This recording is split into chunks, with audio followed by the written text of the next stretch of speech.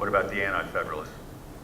The Anti-Federalists also went under pseudonyms and also did this so that no one would be biased towards their positions because of who they were. For example, if the Anti-Federalists would have issued their real names, then perhaps people who do not like them would simply not read their opinions or papers or agree with their side simply because of their names, instead of giving them anonymity. For example, Richard Henry Lee was one of the Anti-Federalists, and many thought that he had radical ideas. So if he did publish some of his papers and people read that he was the person that was writing them, they would not have read those papers. And does the idea of anonymous opinion pieces, what we today would call op-ed pieces, I guess, does that bother you? Does that raise any concerns for you? One of the precedents established throughout the ratification process through the issuing of the Anti-Federalist and Federalist positions was this idea of anonymity coming from public figures. However, this is not seen today because infamous conservatives such as Glenn Beck, he is completely tied to his ideas, and everybody knows who he is. So it creates a sense of heroic political figureheads and biases. While this idea of pseudonyms does not bother us, it would seem that today it is more biased towards who is saying the words instead of what their platforms are presenting. As long as the people are receiving the information on the issue, it really doesn't matter who is writing the piece of article. However, the danger lies in that many channels, radio reports seen today claim that they are unbiased sources. So the average American may believe that they're getting fact when it's really a biased or partisan ideology being proposed. A few moments ago, you made a statement that sending the Constitution to ratification conventions was a wise decision because the Constitution was open for debate because people were better informed. How can that be if the Constitution was written in secrets? The Constitution was written in secrets primarily because their duty at the Philadelphia Convention was to amend the Articles of Confederation.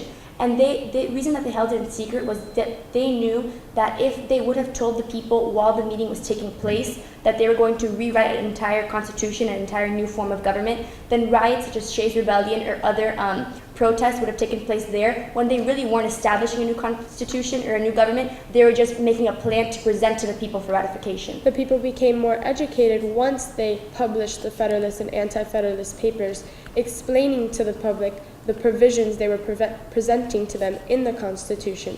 And also, this was a way to redeem themselves for holding it in secret.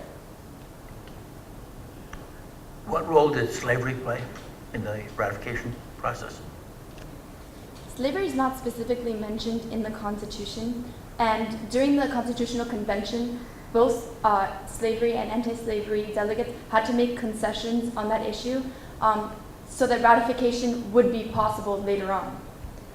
The framers at the Constitutional Convention decided not to make a clear decision on slavery because their ultimate goal was popular approbation, and they knew that if they made a clear decision at that time, that the southern states would not agree. While the framers did not include African Americans in the We the People part of the preamble that they established within our Constitution, as Chief Justice Taney stated within the Dred Scott v. Sandford decision, the Reconstruction Amendments, the 13th, 14th, and 15th Amendments, provided a kind of second founding in which African Americans and later women in the 19th Amendment were incorporated to this idea of We the People.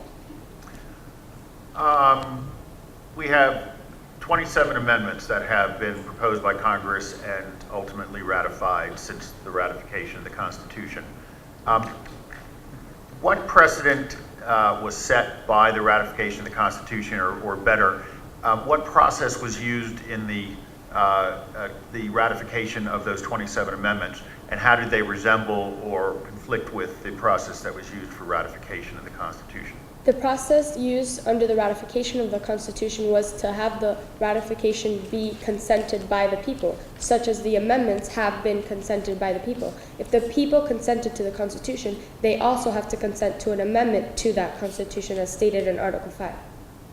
One way that the Constitution can be amended is that 2/3 of the state legislatures will call a convention, and then later on, 2/3 of those people will vote in those state conventions, which parallels with the ratification of the Constitution. So what was actually done in the case of the 27 amendments?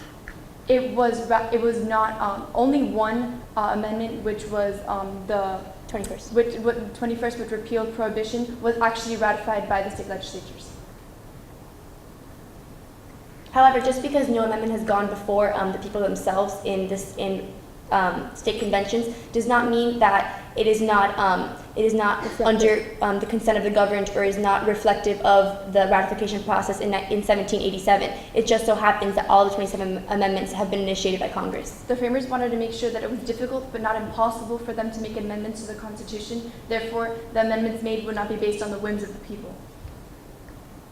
Why were some of the small states like Delaware eager to have the ratification conventions approve the Constitution? Can you repeat the question? I Yes, couldn't why hear you. were small states like Delaware so eager to have the ratifications conventions approve the Constitution? Because under the system of state sovereignty under the Articles of Confederation, it's very easy that smaller states such as Delaware and New Jersey, that their voices would be muffled because of the presence of large states with all the sovereignty lying within the states. So the Great Compromise proposed by Roger Sherman that combined the Virginia plan and New Jersey plan with proportional representation in the House of Representatives and a fixed Senate number under the New Jersey plan to help small states out. This entire idea within the Constitution of bicameralism made the smaller states very eager to ratify a document or constitution that gave them equal representation. What role did George Washington play in the ratification?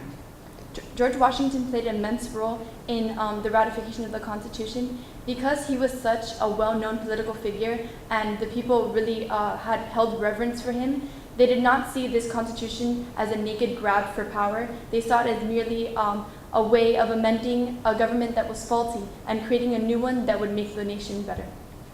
By being the first president of the United States of America under the U.S. Constitution, George Washington played an immense role because when he became president, he set precedents under the Constitution that have been followed by all the presidents that have followed him.